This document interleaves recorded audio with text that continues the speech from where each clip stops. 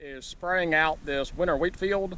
This was wheat that we had top dressed a week before dove season last year, where after this got mowed down, came in here, disked it, top dressed it with wheat, which is a legal form of planting, just to top dress it, and you can do it anytime after August 15th, I believe it is, up through October, November.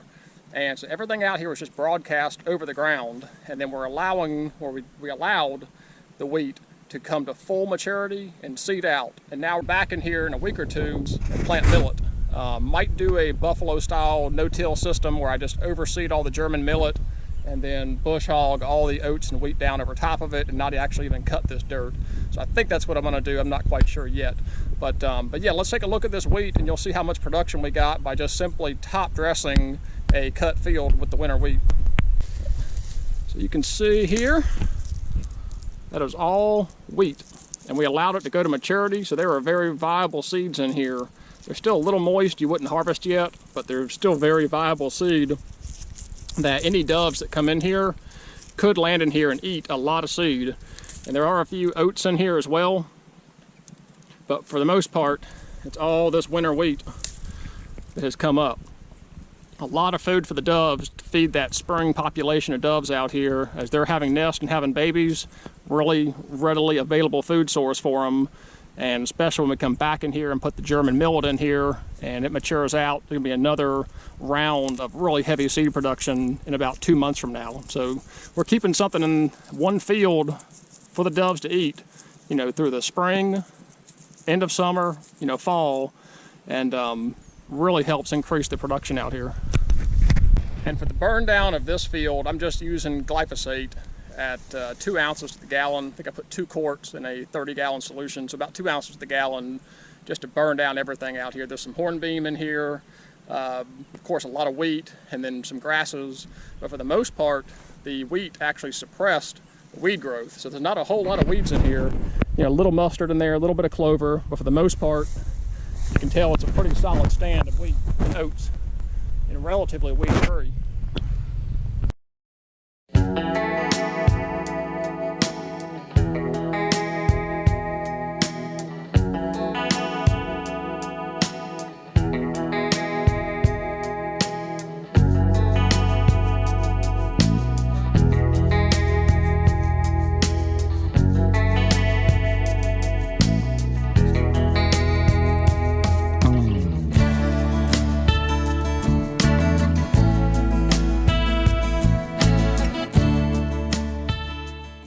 Saw Dad riding by checking on us out here. He's the boss man. But that's gonna do it. We've got this wheat field sprayed out. Probably coming here within 10 days, I'd say, and spread the German millet. And thanks for watching. I hope you guys are learning something. Again, if you see anything we could be doing better, or you have any recommendations or advice, please drop it in the comments down below. I really enjoy reading those. So thanks for following along, and we'll catch back up with you next time.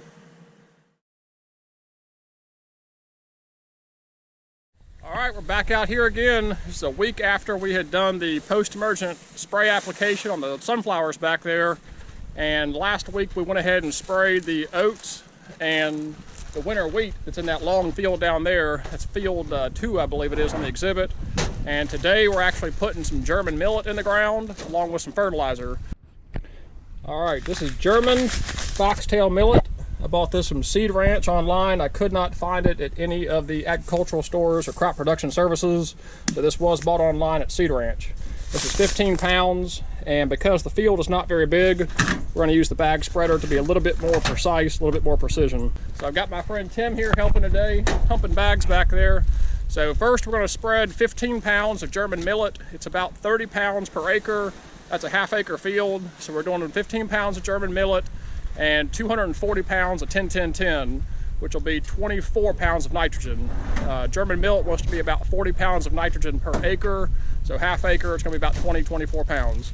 So let's get the seed put out first, and then we'll come back through it with the tractor to pat the seed to soil and spread all the fertilizer back over top of it. Let's go get it done. So because we're doing this German millet more of a no-till application, we're not going to disc it under or till it under or anything. We're just going to spread it first and let the tractor, as it's going through there spreading fertilizer, let the tractor mat that seed down into the ground. And so this will be a no-till, just broadcasting way of planting the German millet.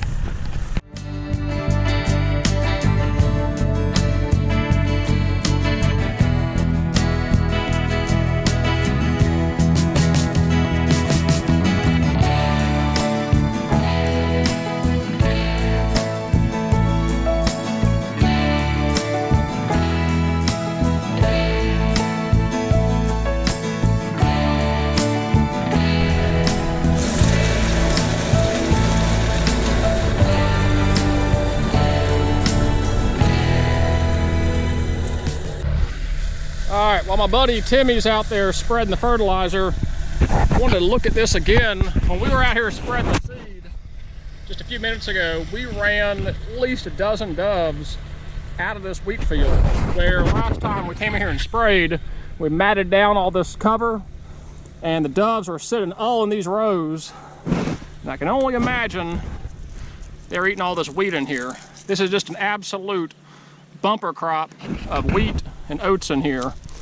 And what I'm doing by doing this practice of no-till is it's leaving all that viable wheat seed in here for the doves to eat all spring.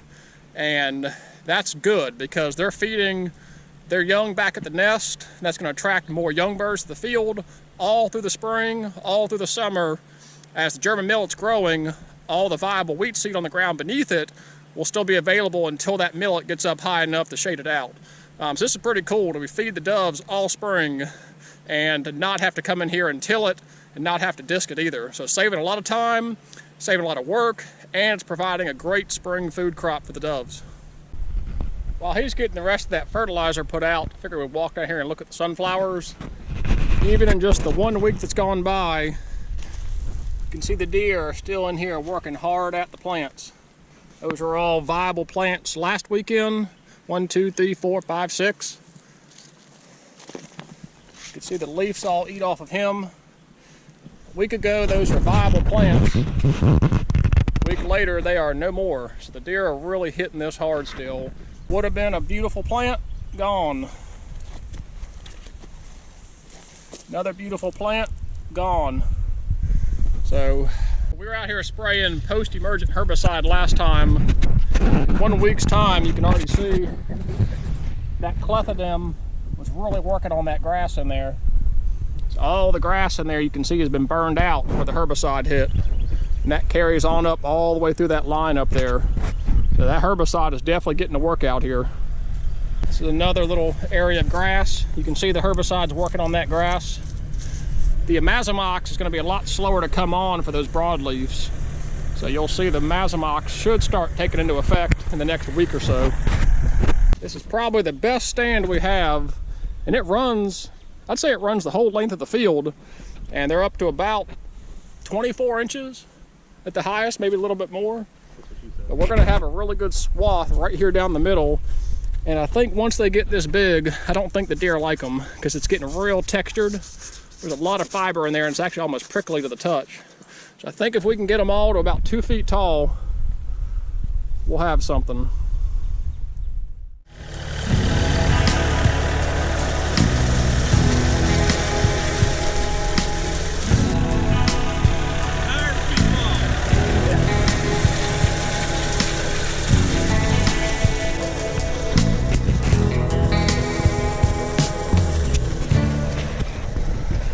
He's getting the last of the fertilizer put out. And like I said, it is what it is on those sunflowers. The deer are going to be here, the deer are going to eat it. We just got to outplant the deer or protect those sunflowers somehow next year. But I'd say 40% of what we planted has been eaten. It's a high predation rate, so we got to seed at least double the rate, if not more. So it is what it is. We're getting the rest of this fertilizer put out. We've already got the German millet in the ground, and we're just doing a no-till out here, so we'll see what comes up. There should be plenty of seed to soil contact. Just picking a random spot and boom, there's some millet in there. So boom, millet. So there's going to be seed to soil contact in here, no problem.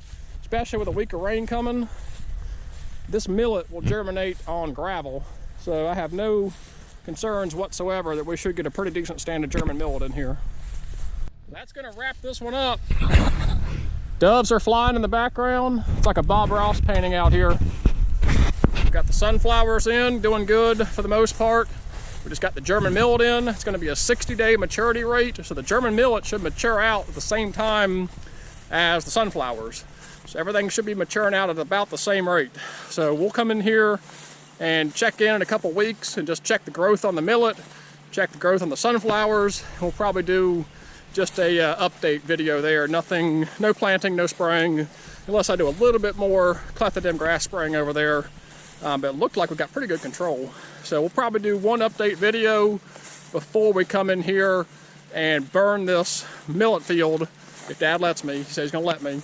We're gonna come in here and burn this German millet field, do a final burn down of the sunflower field, and I think both of those will be the same video. We should do that probably the same weekend, probably 3 weeks out from the opening of dove season. So stay tuned, look for an update video, and then look for one final video of the dove farming practice out here. Thanks again for watching, guys. Appreciate you hanging with us.